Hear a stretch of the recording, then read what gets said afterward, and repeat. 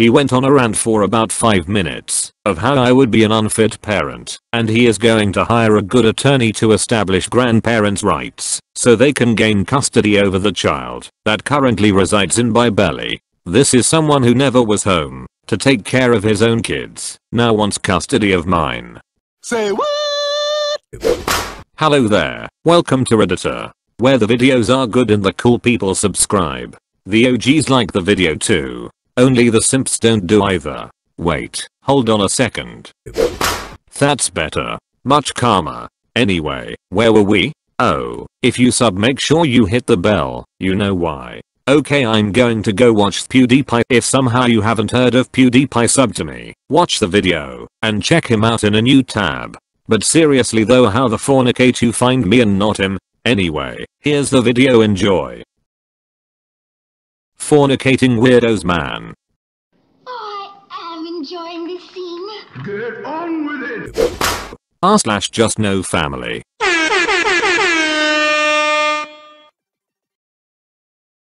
Six weeks to go, and I'm hearing about grandparents' rights. I'm just here to have a good rant. I'm 31 yo, and have been firm NC with both of my parents since May of 2005. They are both really awful people who are physically, emotionally, and mentally abusive to all of their kids, and I have no interest in seeing either of them. I truly believe in my heart of hearts that they are both mentally ill, as they have written off all family, so I don't even see them at family events because they hold grudges with everyone for all kinds of reasons and refuse to go. My own mom hasn't spoken with either of her parents in over 2 decades. When I left home, my parents pulled some shiz. I'm the oldest of 5 kids and was always tasked with taking care of the others. On top of that, I was expected to work for my mom's illegal business and hold down a second job while making good grades in school. My dad wasn't home on Friday and my mom would usually skip out too, so I literally did everything for my siblings growing up. I was expected to cook, clean, bathe, homework and everything in between. When they lost me, they were pissed. Their antics after I left include calling me in as a runaway. I moved 600 miles away to a new city 2 days after I graduated from high school, but couldn't figure out exactly where I was. I took a Greyhound in the middle of the week to new city, so they didn't know which police department to call. I stayed with a friend until I turned 18 and then let them know I was safe. I knew they would be pissed, but they were more concerned with who was going to stay with their kids now. Called the police in the new city I had moved to try to get them to have me come home. It didn't work. Refused to fill out the FAFSA information, so I had to pay out of pocket until I was 24 yo, because the state doesn't recognize you as independent unless you can prove actual legal emancipation. Opened 2 credit cards and 2 utility bills in my name, ran them up, and then left them unpaid, causing my credit to dip, and for me to have to pay over $10,000 in bills, late fees and penalties. Claimed me on their taxes until I was 22. I had to hire a tax attorney and CPA to go to bat with them and prove to the eyes through bank statements, my own utility bills, and my W-2s that they did not support me in any way. The day I won, and they notified my dad, he would have to pay back what money he received for claiming me. He called me screaming he hated me and wished he had aborted me when he and my mom found out they were pregnant, like they talked about.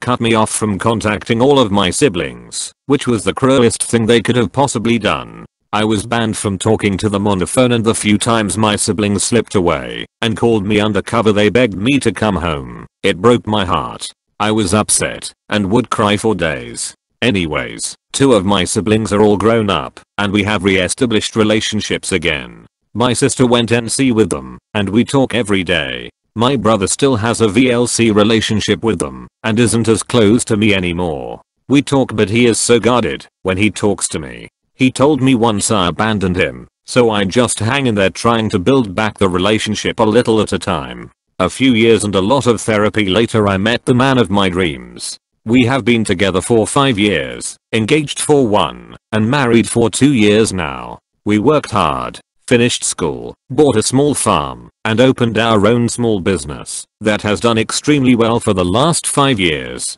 We are very involved with volunteer work in our community and with the local animal shelters, as well as the Chamber of Commerce and BBB. We are expecting our first daughter, and she is scheduled to be a Halloween baby. We are over the moon. Yesterday my sister called me extremely upset. She said my dad called her workplace out of the blue during lunchtime yesterday. He angrily explained someone told him that I was pregnant. She told him yes, I'm pregnant. He went on a rant for about 5 minutes of how I would be an unfit parent, and he is going to hire a good attorney to establish grandparents' rights so they can gain custody over the child that currently resides in my belly. This is someone who never was home to take care of his own kids, now wants custody of mine. She said he hung up on her and she was worried she had done something wrong by telling him. The thing is, anyone could find out I'm preggers. It's on my social media, and now that I'm 8 months along it's pretty apparent to anyone who meets me. I'm not hiding anything from my parents. I'm proud of the family I'm growing and excited, and I'm not letting them take that from me. I'm not worried either. We have a great lawyer and have established wills in case something happens to me. They have no way of gaining visitation. I'm just pissed off that he thinks he can control my life after 10 plus years of NC.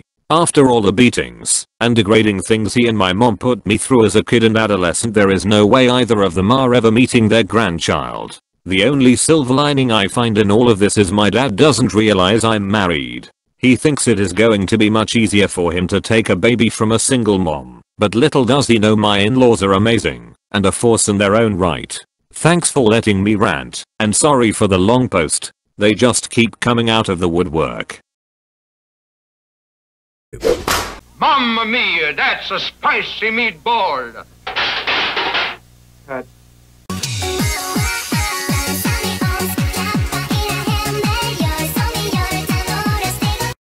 I don't know what the that was. Update: 6 weeks to go, and grandparents' rights bonus, CPS showed up.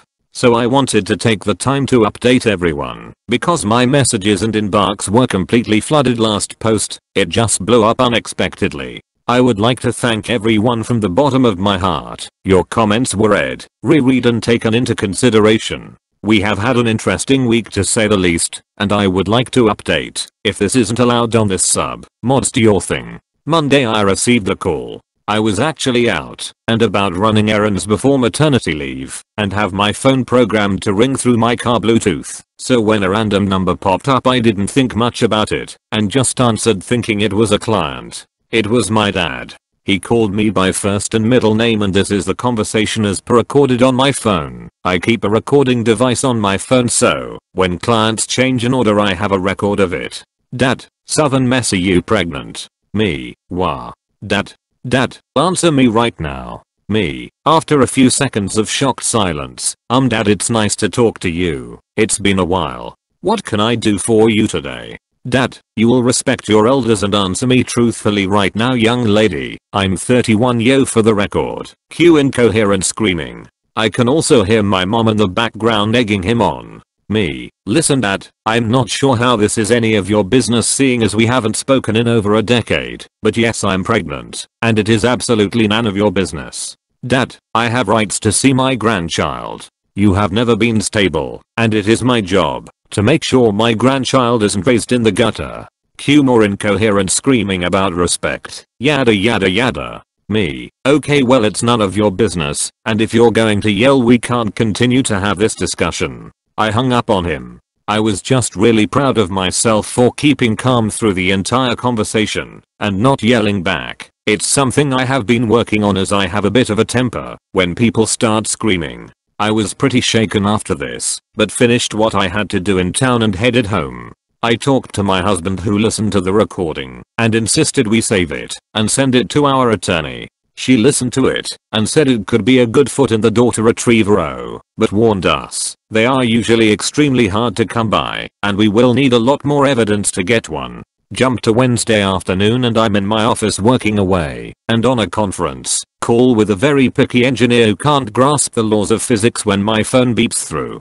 I ignore it at first and the call comes through 3 more times, so I apologize to the client and ask him if I can call him back or email him the information, and he agrees, so I skip over and take the other call. We live on roughly 103 acres that we also run a business on with a metal building and warehouse that also backs into my in-laws' property of over 500 acres. All access points to the house are gated and you need a code to get in. It's my gate's intercom system and a man comes through identifying himself as a sheriff's deputy of our county and explains he has a CPS worker with him and they would like to come talk to me. I was shocked.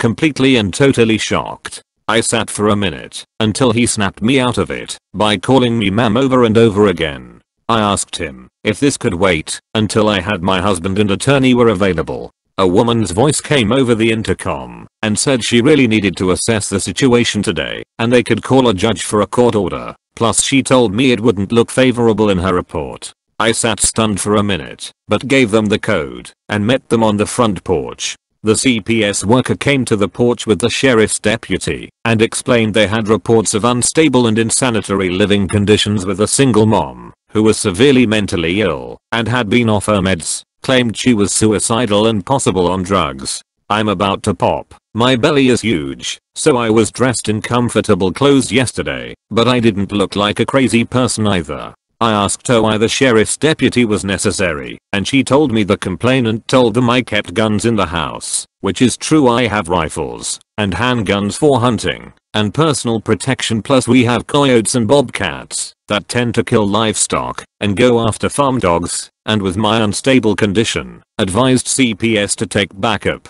My cleaning lady happened to be here yesterday morning, caught wind of the situation, and walked outside to call my in-laws. I showed them my super clean and organized house, my stocked pantry, where I kept all chemicals and cleaning products, all natural products, kept in the laundry room, where you can close the door to keep little ones out. I showed them my second freezer packed with pre-made baby meals for after she comes, the bassinet set up in our room, the pack and play and diaper station set up in the living room, and the rocking baby bouncer set up in my office. I showed them the finished nursery complete with 6 boxes of diapers and clean clothes stuffed in her closet and her own bathroom with all the baby products one can possibly have. I showed them our safe in the back of our walk, enclosed that has all guns and firearm supplies locked up in a walk-in safe room. They met our 4 fur babies who were all very well behaved with the exception of the oldest 13-year-old 102-pound coon hound who doesn't care for men or guns, and as the sheriff's deputy, had both I put our fur baby outside, so he wouldn't take a chunk out of the deputy for continuing to stand between us.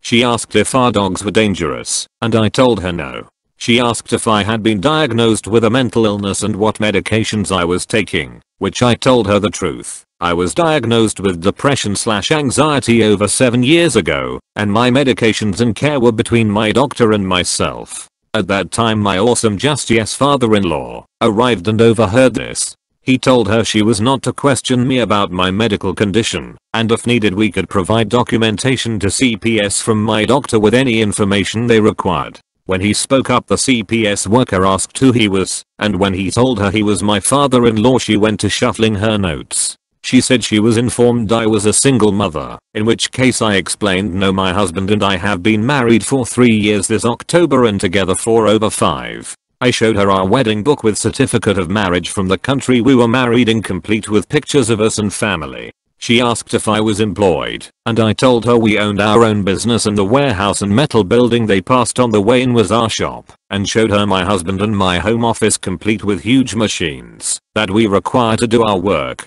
I also showed her the current W-2s we have on file for ourselves, and explained if she wanted to contact our CPA with questions I could notify him ahead of time. Lastly she asked where our child was. My father-in-law and I both exchanged looks, and kind of laughed thinking she was joking. I told her we haven't had our child yet and indicated my huge swollen belly which made her and the sheriff's deputy exchange looks. She asked when I was due, and if this was our first child. When I told her I was due on Halloween and yes this was our first and only child, she muttered that she was told something different. They left but not before informing me they would require a report from the hospital about any drugs found in the baby's system, and would have to do one more follow-up visit after my daughter came to close the case. I'm still sitting here in awe. I have no idea what the fornicate just happened, but man did it hit me like a bag of bricks. It seems very surreal, and I'm not sure what just happened but this can't be good.